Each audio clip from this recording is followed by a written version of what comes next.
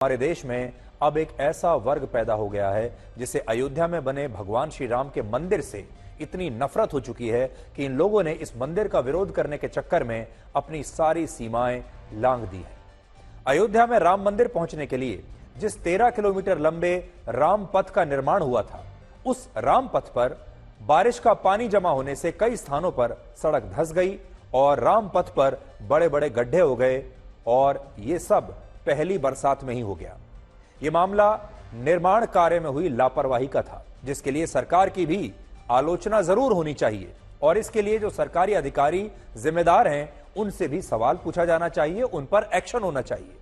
लेकिन दुख की बात यह है कि हमारे देश में कुछ लोगों ने इन गड्ढों को भगवान श्री राम के मंदिर से जोड़ दिया और हमारे देश का एक खास वर्ग इन तस्वीरों को दिखाकर राम मंदिर पर ही टिप्पणियां करने लगा और इन तस्वीरों पर तालियां बजाने लगा।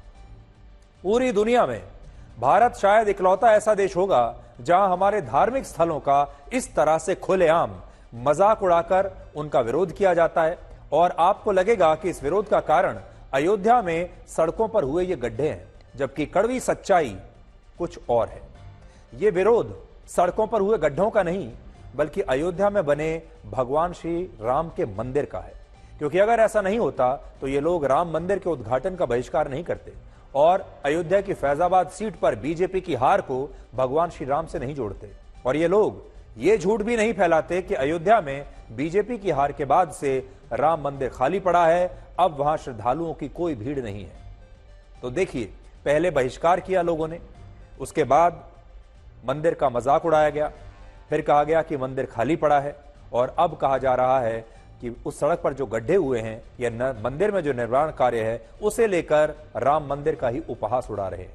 इन लोगों ने सड़क पर हुए गड्ढों को, बीजेपी की हार को और अयोध्या में निर्माण कार्य के लिए तोड़े गए मकानों और दुकानों की सिर्फ इसलिए इतनी आलोचना की क्योंकि इन सबको तकलीफ इस बात की है कि अयोध्या में भगवान श्री राम का मंदिर आखिर कैसे बन गया। वरना आप खुद सोचिए कि इसी देश में बहुत सारे राज्य ऐसे हैं जहां मानसून की पहली बारिश के बाद सड़कें धंस गईं, सड़कों पर बड़े बड़े गड्ढे हो गए, लेकिन इन गड्ढों से किसी को भी तकलीफ नहीं है। लेकिन अयोध्या की तस्वीरों पर ये लोग हंस रहे हैं और तालियां बजा रहे हैं। हम ये बिल्कुल नहीं कह रहे कि अयोध्या में जो कुछ हुआ उस पर बात नहीं होनी चाहिए, उस पर सवाल खड़े नहीं होने चाहिए। अगर राम पथ बनने के कुछ महीनों में सड़क धंस जाती है, वो भी पहली ही बारिश में, तो ये सड़क निर्माण में हुई गंभीर लापरवाही का पूरा मामला बनता है। लेकिन हर बात के लिए राम मंदिर को बीच में लाना और राम मंदिर के नाम पर इन गड्ढों को दिखाकर अयोध्या का मजाक उड़ाना कहीं से भी सही नहीं हो सकता। और यह बात आप सऊदी अरब के उदाहरण से आज समझ सकते हैं। इस बार सऊदी अरब के मक्का शहर में हज यात्रा के दौरान 1300 से ज्यादा लोगों की भीषण गर्मी के कारण मौत हो गई, लेकिन इन मौतों के लिए किसी ने भी मक्का के धार्मिक स्थल पर कोई टिप्पणी नहीं की और ऐसा करना भी नहीं चाहिए। पूरी दुनिया यही कह रही है कि इन लोगों की मौत भीषण गर्मी के कारण हुई और अगर सऊदी अरब का प्रशासन हज यात्रियों के लिए ऐसे इंतजाम करता जो भीषण गर्मी के खिलाफ प्रभावी होते तो शायद इनकी जान बच जाती। लेकिन किसी ने भी इस अव्यवस्था के लिए मक्का के धार्मिक स्थल की ना तो आलोचना की और ना ही उसका मजाक उड़ाया। और इसी तरह सोचिए, अगर ईसाइयों के सबसे पवित्र स्थानों में से वेटिकन सिटी में किसी सड़क पर गड्ढे हो जाए या इजराइल के यरूशलेम में कोई सड़क बारिश में धंस जाए तो इन घटनाओं के लिए क्या वहां के लोग अपने धार्मिक स्थलों की आलोचना करना शुरू कर देंगे? क्या इस पर राजनीति करना शुरू कर देंगे? लेकिन हमारे देश में बिल्कुल यही हो रहा है और एक खास वर्ग बारिश में सड़क पर हुए गड्ढों के लिए भी भगवान श्री राम के मंदिर का मजाक उड़ा रहा है, जबकि होना यह चाहिए था कि अयोध्या में सड़कों पर हुए गड्ढे के लिए सरकार से सवाल पूछे जाने चाहिए और राम मंदिर को इससे अलग रखा जाना चाहिए था। और हम आज बिल्कुल ऐसा ही करेंगे। आज हमने अयोध्या में राम पथ से आपके लिए एक विशेष रिपोर्ट तैयार की है, जिसे देखकर आपको यह पता चलेगा कि राम पथ के सड़क निर्माण में सरकारी अधिकारियों और इसे बनाने वाली कंपनी ने अपना काम ईमानदारी से नहीं किया है।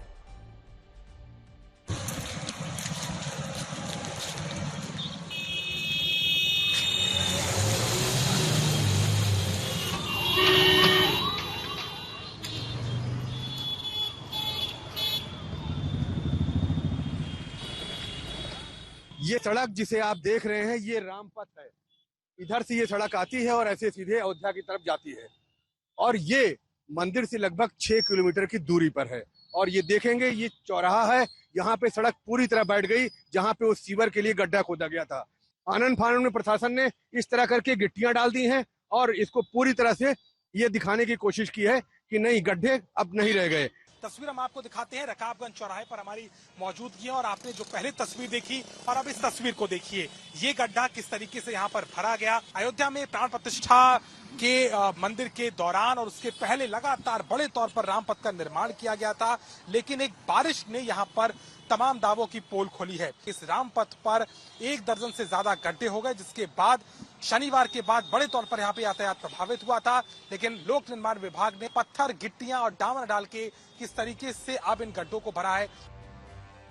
धर्मनिरपेक्षता के ही नाम पर देश की संसद में जय फिलिस्तीन के नारे भी लगाए जाते हैं और इन नारों का समर्थन भी हमारे ही देश में किया जाता है। आज AIMIM पार्टी के अध्यक्ष असदुद्दीन ओवैसी ने संसद में, भारत की संसद में भारत के सांसद के रूप में शपथ लेते हुए जय हिंद का नारा नहीं लगाया, जय भारत का नारा नहीं लगाया, बल्कि जय फिलिस्तीन का नारा लगाया, जिसके बाद लोकसभा के रिकॉर्ड से इन नारों को हटा दिया गया और इन नारों को लेकर अब खूब हंगामा हो रहा है। लेकिन असदुद्दीन ओवैसी यही कहते रहे कि उन्होंने कुछ भी गलत नहीं किया है, न ही कुछ भी गलत कहा है और जय फिलिस्तीन के नारे वो बार बार संसद में बाहर आकर भी दोहरा रहे हैं और कह रहे हैं कि वो आगे भी इन्हें दोहरा सकते हैं। जय फिलिस्तीन कहा था आपने, तो विरोध कर रहे थे, तो बीजेपी के लोग उस पर आपत्ति दर्ज कराई। कौन? बीजेपी के लोगों ने आपत्ति दर्ज कराई। उसको लेकर विरोध हो रहा है सर। अभी देखिए जिन्होंने क्या क्या कहा, नहीं कहा, तो सब आपके सामने है, सब बोल रहे हैं, क्या क्या नहीं बोल रहे हैं। हम क्या बोले? हम जय भीम, जय मीम, जय तेलंगाना, जय फलस्तीन। तो उन्होंने फलस्तीन पे ऑब्जेक्शन उठाया है बीजेपी। कैसा खिलाफ है? कैसा खिलाफ है? कैसा खिलाफ है बताइए, बताओ कौन सा संविधान का प्रोविजन है?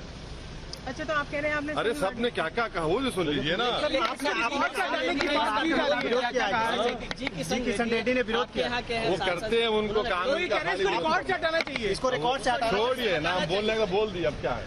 लोकतंत्र और संविधान वाकई में खतरे में होता है तो देश में क्या होता है। लेकिन उससे पहले आप इन 2 तस्वीरों को आज देखिए, जिनमें एक तरफ राहुल गांधी हैं, जिन्होंने लोकसभा में शपथ लेने से पहले संविधान की कॉपी को पूरे सदन को दिखाया और अपनी शपथ के आखिर में जय संविधान कहा, और दूसरी तरफ अखिलेश यादव हैं और वो भी आज अपने साथ संविधान की प्रति लेकर आए थे और ये बताने का प्रयास कर रहे थे कि मोदी सरकार संविधान की दुश्मन है और वो संविधान के सबसे बड़े रक्षक हैं।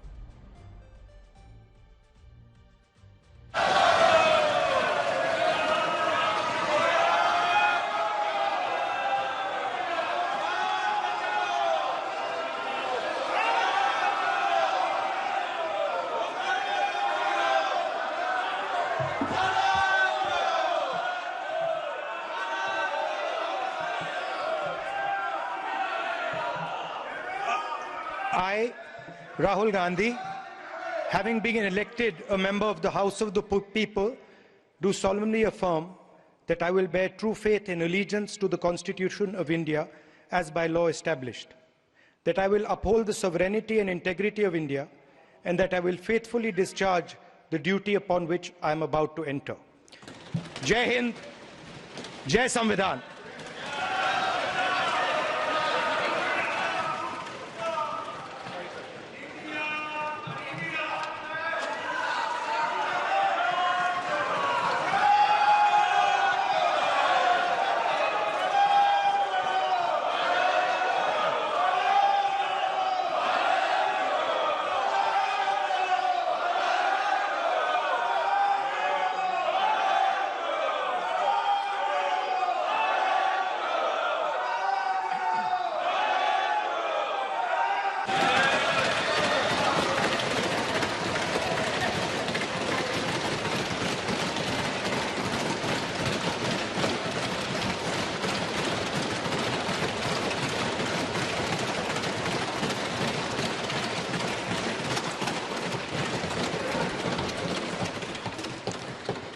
मैं अखिलेश यादव जो लोकसभा का सदस्य निर्वाचित हुआ हूं, ईश्वर की शपथ लेता हूं कि मैं विधि द्वारा स्थापित भारत के संविधान के प्रति सच्ची श्रद्धा और निष्ठा रखूंगा।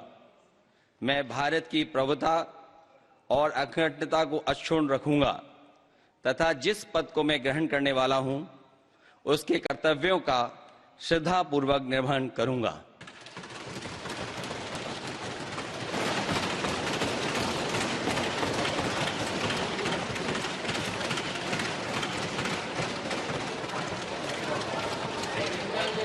श्री रमेश अवस्थी।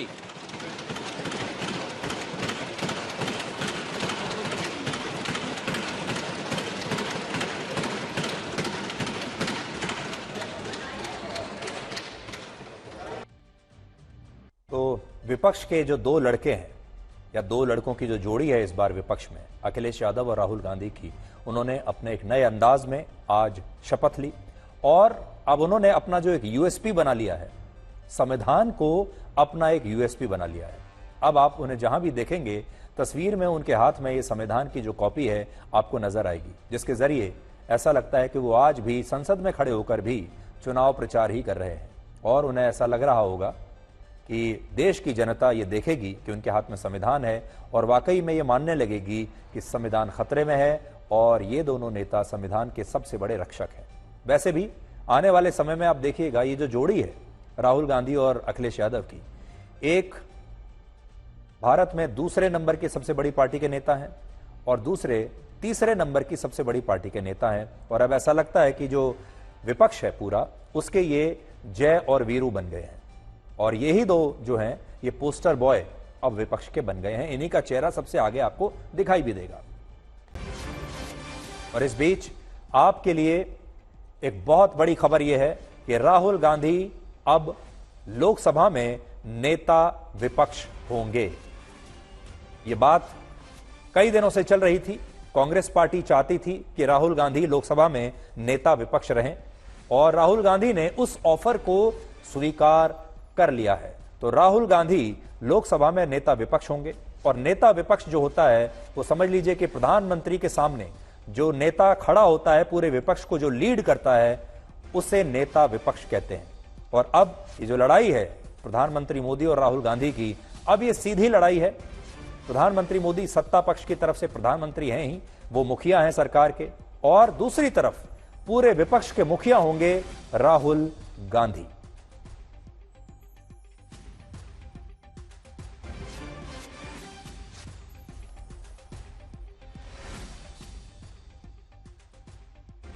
और सबसे बड़ी बात यह है कि राहुल गांधी जब नेता विपक्ष बन जाएंगे तो हमारे देश में जो बड़े बड़े फैसले होते हैं, संवैधानिक पदों को लेकर जो फैसले होते हैं, वो प्रधानमंत्री के साथ उस पैनल में नेता विपक्ष भी बैठता है और वो जो पैनल है वो तय करता है।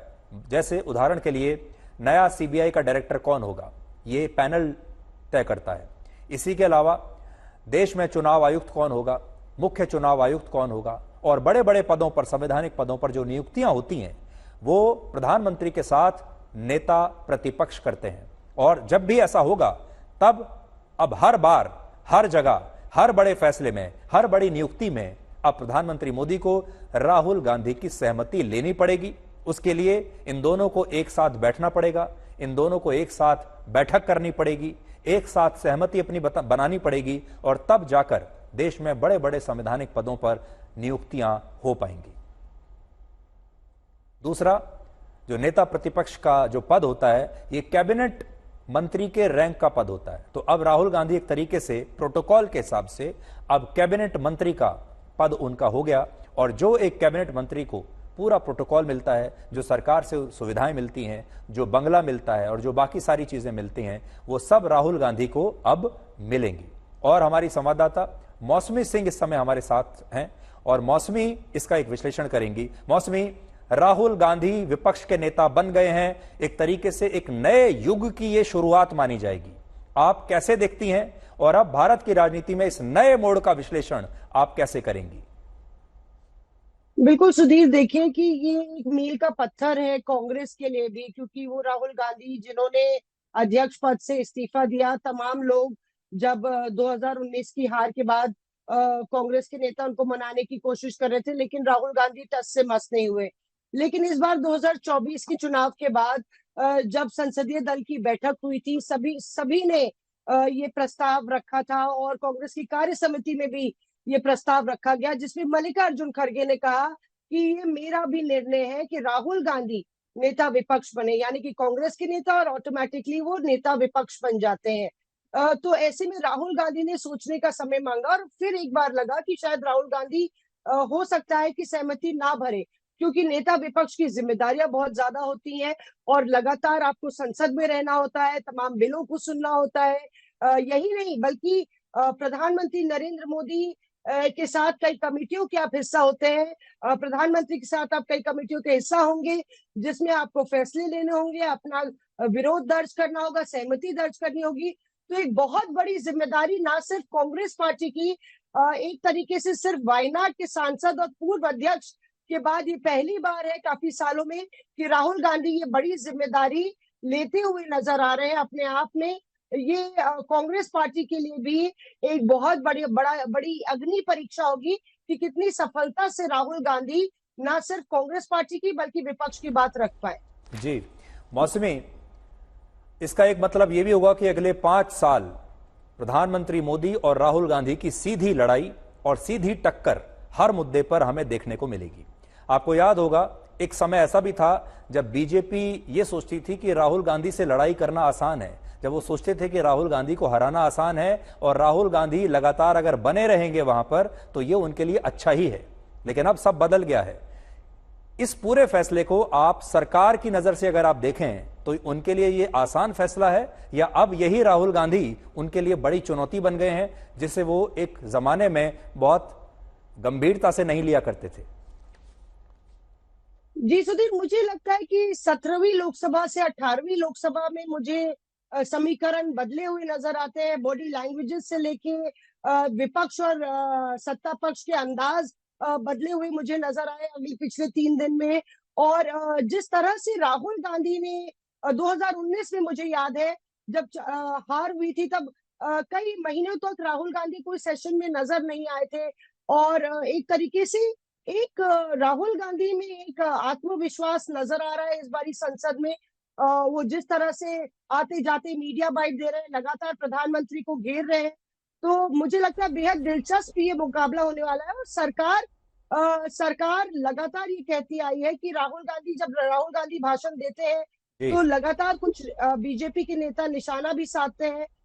राहुल गांधी अगर सामने है तो बीजेपी को लगता है कि युद्ध आसान है, लेकिन काफी कुछ बदला है 2024 के चुनाव में को मिलेगा। और ये बेहद दिलचस्प मुकाबला होगा। जी मौसमी, आपका बहुत बहुत धन्यवाद इस पूरे विश्लेषण के लिए।